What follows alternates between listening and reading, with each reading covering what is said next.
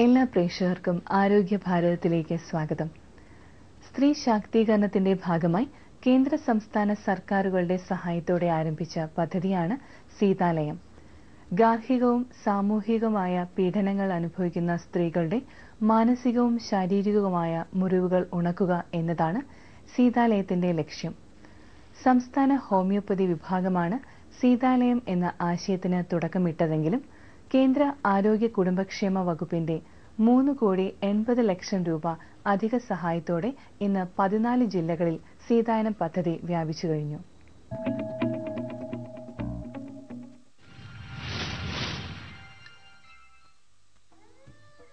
എനിക്ക് പണം അത്യാവശ്യമാണ്. ഈ ഗോൾഡ് ജ്വല്ലറിക്ക് എത്ര രൂപ കിട്ടും? പെങ്ങളെ, ഇതെല്ലാം പിച്ചളയാണല്ലോ. വാട്ട്? ഇനി ഞാൻ എന്ത് ചെയ്യും? എങ്ങനെ എന്റെ മകൻ അഡ്മിഷൻ ശരിപ്പെടുത്തും? അന്ന് നിങ്ങൾ സ്വർണ്ണാഭരണങ്ങൾ വാങ്ങിയ സമയത്ത് ഹാൾമാർക്കിന്റെ 5 അടയാളങ്ങൾ ശ്രദ്ധിച്ചിരുന്നെങ്കിൽ ഇന്നിങ്ങനെ നിരാശപ്പെടേണ്ടി വരില്ലായിരുന്നു. ഹോൾമാർക്ക് അടയാളം പരിശുദ്ധിയുടെ പര്യായം.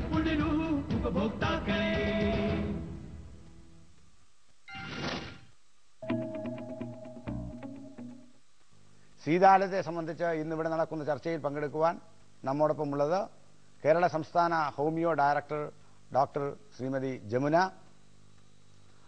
മലപ്പുറം ഹോമിയോ ആശുപത്രിയിലെ doctor Ramlath, Kozhikode government homeo ആശുപത്രിയിലെ doctor Sreelekha, Kottayam government homeo ആശുപത്രിയിലെ ഡോക്ടർ മായ എസ് രാജപ്പൻ, സീതാലയം പദ്ധതിയുടെ കേരള സംസ്ഥാന nodal officer doctor Balachandran Nair, Thiruvananthapuram homeo Karakulam ആശുപത്രിയിലെ doctor Anil, clinical psychologist Shrimati Sarala എന്നിവരാണ്. ഈ സ്ത്രീ പീഡനം അല്ലെങ്കിൽ ഗാർഹിക പീഡനം ഇതൊക്കെ സ്ത്രീകളുടെ ആരോഗ്യത്തെ എങ്ങനെ ബാധിക്കുന്നു എന്നാണ് കഴിഞ്ഞകാല പരിചയങ്ങൾ വ്യക്തമാക്കുന്നത്. സ്ത്രീ പീഡനം എന്ന് നമ്മൾ പറയുമ്പോൾ ശരിക്കും അത് സാമ്പത്തികമാവാം, ശാരീരികമാവാം, ലൈംഗികമാവാം, അല്ലെങ്കിൽ വൈകാരികമാവാം. അപ്പോൾ എന്ത് പ്രശ്നം വന്നാലും ചിലപ്പോൾ നമുക്കത് സ്ത്രീകൾക്കത് പുറത്തു പറയാൻ കഴിയാതെ അടക്കി വെച്ച് അവർക്ക് പലതരത്തിലുള്ള അസുഖങ്ങൾ, ഇപ്പോൾ വളരെ കോമൺ ആയിട്ട് നമുക്കറിയാം വൈറ്റൽ ആസിഡിറ്റി. ഒരു അൾസർ ഉണ്ടാവുകയാണെങ്കിൽ അതിനൊരു കാരണം മാനസികമായിട്ടുള്ളത് തന്നെയാണ്. അതല്ലെങ്കിൽ മൈഗ്രെയിൻ. ഇപ്പം ഞങ്ങളെ സംബന്ധിച്ച് ഹോമിയോപ്പതി വൈദ്യശാസ്ത്രത്തെ സംബന്ധിച്ച് ഒരു 90% അസുഖങ്ങളും മാനസികമായ പിരിമുറുക്കങ്ങളെ കൊണ്ട് ഉണ്ടാവുന്നതാണെന്നാണ്. അപ്പോൾ അത് ചികിത്സിക്കാൻ ഹോമിയോപ്പതി വൈദ്യശാസ്ത്രത്തിൽ നല്ല മരുന്നുകളുണ്ട്. അതുപയോഗിച്ച് തന്നെ ചികിത്സ നടത്തുകയും പിന്നീട് അതിനുള്ള സപ്പോർട്ടീവ് തെറാപ്പി ആയിട്ടാണ് കൗൺസിലിംഗ് നമ്മൾ കൊടുത്തുകൊണ്ടിരിക്കുന്നത്. സാമ്പത്തികമായ ദുരിതം അനുഭവിക്കുന്ന ഒരു രോഗിയെ സംബന്ധിച്ചിടത്തോളം ഒരു കൗൺസിലിംഗ് കൊണ്ടോ അല്ലെങ്കിൽ അതിനുള്ള മരുന്ന് കൊണ്ടോ ഈ പ്രശ്നങ്ങൾ പൂർണ്ണമായും മാറ്റുവാൻ കഴിയുകയില്ല. അപ്പോൾ സീതാലയം പദ്ധതിയുടെ സമ്പൂർണ്ണമായ സാധ്യത ഉണ്ടാകണമെങ്കിൽ അങ്ങനെയുള്ള ആളുകൾക്ക് സാമ്പത്തികമായ അല്ലെങ്കിൽ ഉറപ്പ് കിട്ടുന്ന എന്തെങ്കിലും സഹായങ്ങൾ ഉണ്ടാകണം. അതിനു വേണ്ടിയിട്ട് എന്തെങ്കിലും നടപടികളുണ്ടോ മറ്റ് ഡിപ്പാർട്ട്മെന്റുകളുമായി ചേർന്ന്?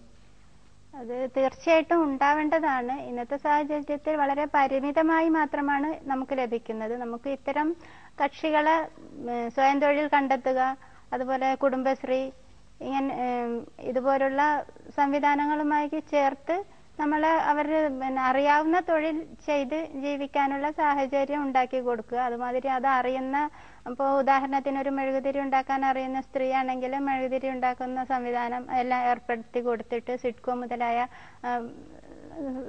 സ്ഥാപനങ്ങളുണ്ടല്ലോ അതുമായിട്ട് ബന്ധപ്പെടുത്തി കൊടുക്കുക. അപ്പോൾ അവർക്ക് ഓർഡർ കിട്ടുമ്പോൾ ഇവരുടെ അടുത്ത് കൂടെ വാങ്ങാനുള്ള സംവിധാനം ഉണ്ടാകും. യഥാർത്ഥത്തിൽ ഈ പുനരധിവാസം റീഹാബിലിറ്റേഷൻ അതിന്റെ പൂർണ്ണ അർത്ഥത്തിലാവണമെങ്കിൽ എക്കണോമിക്കലായിട്ട് കൂടി ആ റീഹാബിലിറ്റേഷൻ ചെയ്തെങ്കിലേ ഇത് പൂർണ്ണം ആവുകയുള്ളൂ യഥാർത്ഥത്തിൽ. അല്ലെങ്കിൽ ഇവർക്ക് ബാക്കിയെല്ലാം ഉണ്ടെങ്കിലും സാമ്പത്തികം ഒരു പ്രധാന വിഷയം ആണല്ലോ. അതുകൊണ്ട് സർക്കാർ തലത്തിൽ തന്നെ ഇതിനു വേണ്ടി, അതായത് സീതാലയം പോലുള്ള പദ്ധതികളിൽ വരുന്ന അതിന്റെ ഗുണഭോക്താക്കൾക്ക് ഉപകരിക്കത്തക്ക രീതിയിൽ പുതുതായിട്ട് ഗവൺമെന്റ് എയ്ഡഡ് ആയിട്ട് തന്നെ കണ്ടിജൻസി നീക്കിവെക്കുക, അതുപോലുള്ള സാഹചര്യങ്ങൾ ഉണ്ടാകാവുന്നതാണ്. എന്നെങ്കിലാണ് ഇത് പൂർണ്ണാർത്ഥത്തിൽ പ്രാവർത്തികമാകുന്നത്. വിവിധ ഡിപ്പാർട്ട്മെന്റുകളെ ഇതുമായി യോജിപ്പിച്ചുകൊണ്ട് വിവിധ ഡിപ്പാർട്ട്മെന്റുകളിലെ സഹായം രോഗികൾക്ക് എത്തിച്ചു കൊടുത്ത് രോഗികളുടെ സമ്പൂർണമായ ആരോഗ്യം ഉറപ്പുവരുത്തുകയാണ് ലക്ഷ്യമെങ്കിൽ ഏതെല്ലാം ഡിപ്പാർട്ട്മെന്റിൽ നിന്ന് എന്തെല്ലാം സഹായങ്ങളാണ് സീതാലയം പദ്ധതിയിലെത്തുന്ന രോഗികൾക്കായി എത്തിച്ചു കൊടുക്കുന്നത് എന്നൊന്ന് വിശദമാക്കാം. സീതാലയം പദ്ധതിയുമായിട്ട് ബന്ധപ്പെട്ട് ഒരു സ്ത്രീ വരികയാണ്. അപ്പോൾ അവർ വന്ന് പറയുകയാണ്, എൻ്റെ ഭർത്താവ് തലേദിവസം എന്നെ ധാരാളം മർദ്ദിച്ചു, എന്നെ കൊല്ലാൻ ശ്രമിച്ചു, എനിക്ക് രാവിലെ വീട്ടിൽ നിന്നിറങ്ങി ഓടേണ്ടി വന്നു, ഞാനിവിടെ എത്തിയിരിക്കുകയാണ്, എനിക്ക് അടിയന്തരമായിട്ടൊരു പോലീസിൻ്റെ സഹായം വേണമെന്ന് ആ സ്ത്രീ ആവശ്യപ്പെടുകയാണെങ്കിൽ തീർച്ചയായിട്ടും സീതാലയം സെൻ്ററോടനുബന്ധിച്ചുള്ള ആ പ്രാദേശികമായ പോലീസ് സംവിധാനവുമായിട്ട് നമുക്ക് ബന്ധമുണ്ട്. നമ്മൾ അവിടുന്ന് സീതാലയത്തിൽ നിന്ന് ആ രോഗിയെ അല്ലെങ്കിൽ ആ ക്ലയൻറ്റിനെ നമ്മൾ ആ പർട്ടിക്കുലർ പോലീസ് സ്റ്റേഷനുമായിട്ട് ബന്ധപ്പെടുത്തി അവർക്ക് വേണ്ട സഹായം കൊടുക്കുന്നു. അതല്ല വേറൊരു സ്ത്രീ വന്ന് പറയുകയാണ്, എനിക്ക് ഈ ബന്ധം ഇനി തുടർന്നു കൊണ്ടുപോകാൻ സാധ്യമല്ല, എനിക്ക് മതിയായി, എനിക്കൊരു സൗജന്യ നിയമസഹായമാണ് എനിക്ക് ആവശ്യം എന്ന് ആ സ്ത്രീ ആവശ്യപ്പെടുകയാണെങ്കിൽ സൗജന്യമായ നിയമസഹായം നൽകുന്ന സേവന കേന്ദ്രങ്ങളുമായി നാം അവരെ ബന്ധിപ്പിച്ച് കൊടുക്കുന്നു. മാത്രമല്ല, ഇപ്പോൾ ഒരു സ്ത്രീ വന്ന് പറയുകയാണ്, എനിക്ക് നേരത്തെ പറഞ്ഞതുപോലെ സാമ്പത്തികമായ ബുദ്ധിമുട്ട് അനുഭവപ്പെടുന്നു, എനിക്ക് സ്വന്തമായി ഒരു തൊഴിൽ ചെയ്ത് ജീവിക്കണമെന്ന് ആവശ്യപ്പെടുകയാണെങ്കിൽ സോഷ്യൽ വെൽഫെയർ ഡിപ്പാർട്ട്മെൻറ്റിൻ്റെ കീഴിൽ സ്ത്രീകൾക്ക് സൗജന്യമായി ഇത്തരം തൊഴിൽ ചെയ്ത് ജീവിക്കുന്നതിന് വേണ്ടുന്ന സംവിധാനങ്ങൾ നിലവിലുണ്ട്. അത്തരം സോഷ്യൽ വെൽഫെയർ ഡിപ്പാർട്ട്മെൻറ്റിൻ്റെ അല്ലെങ്കിൽ സോഷ്യൽ സെക്യൂരിറ്റി മിഷൻ അവരുടെ കീഴിലുള്ള സൗജന്യമായ തൊഴിൽ സംരംഭങ്ങളുമായി ഏർപ്പെടുത്തി കൊടുക്കാൻ നാം ശ്രമിക്കാറുണ്ട്. ഒരു സ്ത്രീ വന്ന് പറയുകയാണ്, എനിക്ക് ഈ വീട്ടിൽ ജീവിക്കാൻ പറ്റില്ല, താൽക്കാലികമായി എനിക്കൊരു ഷോർട്ട് സ്റ്റേ ഹോം ആവശ്യമാണെന്ന് ആവശ്യപ്പെടുകയാണെങ്കിൽ ഇത്തരം പദ്ധതികളൊക്കെ ഇതിൽ ഉണ്ട്. എങ്കിലും ഈ പ്രായോഗിക തലത്തിൽ വരുമ്പോൾ എന്തുമാത്രം ഫലപ്രദമാണ് എന്ന് പറയണമെങ്കിൽ പ്രായോഗികമായി ഇത് ഓരോ കേന്ദ്രങ്ങളിലിരുന്ന് രോഗികളുമായി നേരിൽ കാണുന്ന ഡോക്ടർമാർക്കായിരിക്കും അറിയാവുന്നത്.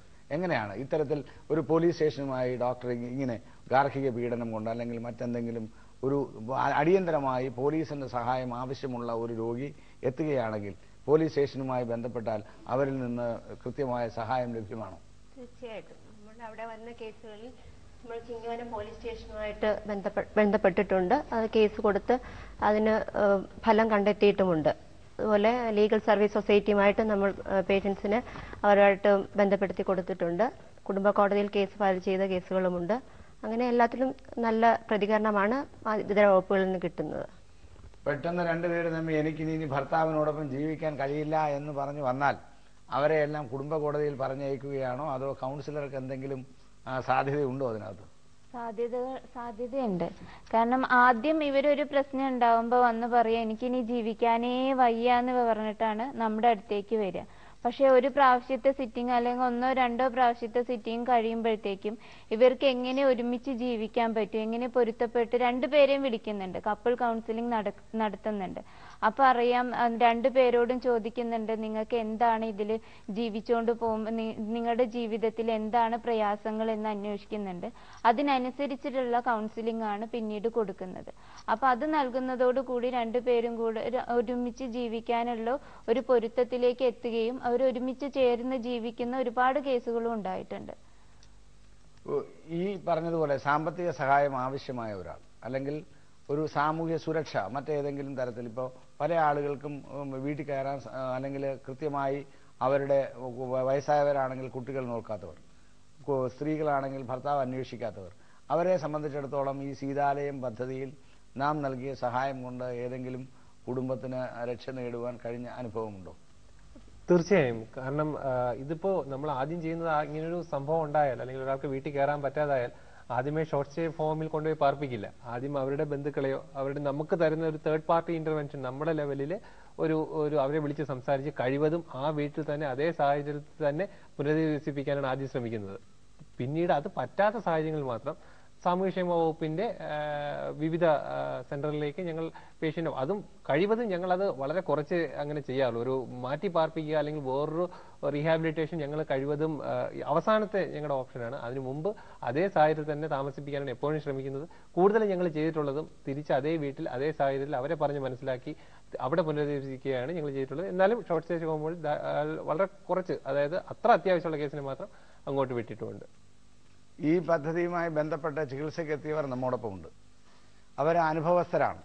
അവരെ സംബന്ധിച്ചിടത്തോളം ഈ പദ്ധതിയുടെ പ്രയോജനങ്ങളുണ്ടാവാം, അല്ലെങ്കിൽ പദ്ധതിയുടെ നടത്തിപ്പിൽ എന്തെങ്കിലും ബുദ്ധിമുട്ടുകൾ ഉണ്ടാവാം, അല്ലെങ്കിൽ നിങ്ങളെ സംബന്ധിച്ചിടത്തോളം ജീവിതത്തിൻ്റെ ഒരു വഴിത്തിരിവാകുന്ന വിധത്തിൽ ഈ പദ്ധതി നിങ്ങൾക്ക് ഒരു പുതിയ ഒരു ദിശാബോധം നൽകിയിട്ടുണ്ടാവും. അങ്ങനെയുള്ള അനുഭവങ്ങളുള്ളവർ നിങ്ങൾക്ക് എന്തെങ്കിലും ചോദിക്കുവാനുണ്ടോ? ഞാനൊരു ഷോർട്ട് സ്റ്റേ ഹോമിലെ കൗൺസിലറാണ്. ഞങ്ങൾക്ക് നല്ല സേവനം കിട്ടിയിട്ടുള്ളതാണ് സീതാലയത്തിൽ നിന്ന്. അപ്പൊ സീതാലയത്തിന്റെ പ്രവർത്തനങ്ങൾ കുറെ കൂടി എക്സ്റ്റെൻഡ് ചെയ്യണമെന്നാണ് ഞാൻ പറയുന്നത്. മാത്രമല്ല മറ്റ് ഹോസ്പിറ്റലിൽ പോകുന്നതിലും കൂടുതൽ സീതാലയത്തെ പ്രിഫർ ചെയ്യുന്നുണ്ട്. ഷോർട്ട് സ്റ്റേ ഹോമിൽ വനിതാ സെല്ലിൽ നിന്നൊക്കെ വരുന്ന ആളുകൾ സീതാലയത്തെ പ്രിഫർ ചെയ്യുന്നു എന്ന് കാണുന്നുണ്ട്.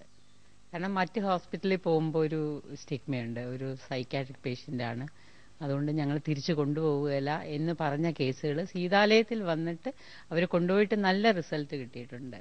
അപ്പൊ അത് ഈ സീതാലയത്തിന്റെ പദ്ധതി വളരെ സംസ്ഥാന വ്യാപകമായി വ്യാപിക്കണം അഭിപ്രായമാണ്. എന്താണ് അതിനുള്ള പദ്ധതി ഉണ്ടോ? താലൂക്ക് ആശുപത്രികളിൽ കൂടി വ്യാപിക്കണമെന്ന് നമ്മൾ ആഗ്രഹിക്കുന്നുണ്ട്. NRHM അതിന് നമ്മളെ ഹെൽപ്ഫുൾ ആകുമെന്ന് കരുതുന്നു. NRHM നമ്മൾ ഈ പ്രോജക്റ്റ് വെച്ചിട്ടുണ്ട്. അപ്പം കേന്ദ്ര ഗവൺമെന്റ് കൂടുതൽ തുക അനുവദിക്കുമെന്ന് തന്നെയാണ് വിശ്വാസം. ഈ പദ്ധതിയുമായി പോയി സീതാലയത്തിൽ ചെന്നാൽ നിങ്ങൾക്ക് ആർക്കെങ്കിലും എന്തെങ്കിലും ബുദ്ധിമുട്ടുണ്ടായിട്ടുണ്ടോ, അതോ കൂടുതൽ സഹായമാണോ കിട്ടിയിട്ടുള്ളത്? എനിക്ക് സഹായം കിട്ടി. എന്ത് സഹായമാണ് കിട്ടിയത്? എനിക്ക് സുഖമില്ലാതിരുന്നു, എൻ്റെ ഒരു മോളിരുന്ന് മരിച്ചു. പിന്നെ പേപ്പറിൽ വന്നിരുന്നു, ഞാൻ പേപ്പറിൽ കൂടെ പോയിട്ട് ഇവരുടെ കൂടെ വന്ന് എനിക്ക് ട്രീറ്റ്മെന്റ് ചെയ്യുന്നു. எனக்கு எல்லா சகாயமும் இவா தான் செய்யறா. പക്ഷെ ഇവാളോட ആൾക്കാരെല്ലാം എൻകിட்ட നല്ല സ്നേഹമാവും ഇരിക്കാം. 2 ദിവസം കണ്ടില്ലെങ്കിൽ 3-ാം ദിവസം വിളിച്ചു ചോദിക്കും നിങ്ങൾ എങ്ങനെ ഉണ്ട് എന്തിരുന്ന്. പിന്നെ എന്നോട് ഇതിൽ കേസ് ഫയൽ ചെയ്തിട്ടുണ്ട്, കേസ് നടക്കുന്നുണ്ട്. இப்போ തന്നെ நான் குழந்தைய பார்த்தது இப்போ தான் சீதாலயத்தில் வந்து தான் குழந்தைய பார்த்தேன். எல்லா இடத்துக்கும் நான் போனேன், அபயா எங்கெல்லாமோ நான் போனேன். ஒரு இடத்துல எனக்கு சக்சஸ் ஆகலை, இங்கே வந்து தான் எனக்கு சக்சஸ் ஆச்சு. குழந்தைய ஒரே ஒரு தரம் பார்த்துருக்கேன் சீதாலயம் வழிக்கு. பின்ன அந்த குழந்தைய கொஞ்சம் காண்டாக்ட் பண்ணுறதுக்கும் அந்த ബാക്കി എനിക്ക് എന്നെല്ലാം അവൾക്ക് ഹെൽപ്പ് ചെയ്യാൻ முடியுமோ അതെല്ലാം. കുട്ടിയെ കാണാതിരിക്കാൻ കഴിയാതിരുന്ന എന്തുകൊണ്ട്? മോളുടെ കൊച്ചിന് എനിക്ക് ഭർത്താവില്ല, മോള് മരിച്ചു, ഞാൻ മാത്രം ഒറ്റയ്ക്ക് ജീവിക്കുന്നു. അപ്പൊ സീതാലയം വഴിതാ എനിക്ക് എല്ലാം സഹായം ചെയ്തു തരാം ഇതുവരെയും. ഒറ്റയ്ക്ക് താമസിക്കുന്നത് നമ്മളെ 2 ദിവസം കാണാതിരിക്കുമ്പോൾ വിളിച്ചു ചോദിക്കുമ്പോൾ മനസ്സിന് വല്ലാത്തൊരു കുളിർമ, സമാധാനം, നല്ല സമാധാനം. ഒന്നാമത് ഞാൻ ഇങ്ങ ഹോസ്പിറ്റലുக்கு வந்தாலும் எல்லாரும் அந்த வாட்சர்ல இருந்து அத்தனை பேரும் எங்கிட்ட நல்ல ஸ்நேகமா பரிமாறுறா, எல்லாம் செய்யறா. நான் என்னெல்லாம் சொல்றாளோ அவ கேட்டுண்டு எனக்கு മനസ്സുக்கு ഒരു സമാധാനം கிடைக்கிறது അങ്ക വന്നാക്ക. ഇപ്പോ ആശുപത്രിയിലെ ആവശ്യമില്ലെങ്കിലും ആശുപത്രിയിൽ പോകുന്നത് മാനസികമായ ഒരു സന്തോഷം തരുന്ന ഒന്നാണല്ലേ ഇപ്പോ സീതാലയത്തിലേക്ക് പോവാൻ? எனக்கு நல்ல சந்தோஷம் அங்க போனது. പക്ഷെ ഇത് கொஞ்சம் கூட പെട്ടെന്ന് இந்த கேஸ் எல்லாம் പെട്ടെന്ന് உனக்கு தீர்த்து தந்தா கொள்ளலாம், അത്രதான். കേസ് എവിടെയാണുള്ളത് ഇപ്പോ? കേസ് കുടുംബ കോടതിയില്ല, അവ അനുപ്പിച്ച അവ വഴിയെ தான் நான் போனேன். ബാക്കി எல்லா இடத்துலயும் போயிட்டும் ஒரு நியாயமும் நீதியும் கிடைக்கல. இவ அதுல வந்த உடனே கொஞ்சம் நல்ல பரவாயில்லை. இது கொஞ்சம் கூட பெட்டன்னு தீட்டா எனக்கு இத்தனை சமாதானம், எனக்கு கேறி இறங்க முடியல. அதனால என்னோட கூட்டுக்கார ஆளாக்கும் இவா 2 பேரும் தான் என் கூட எல்லா இடத்துக்கும் வருவா, எல்லாம் செய்வா.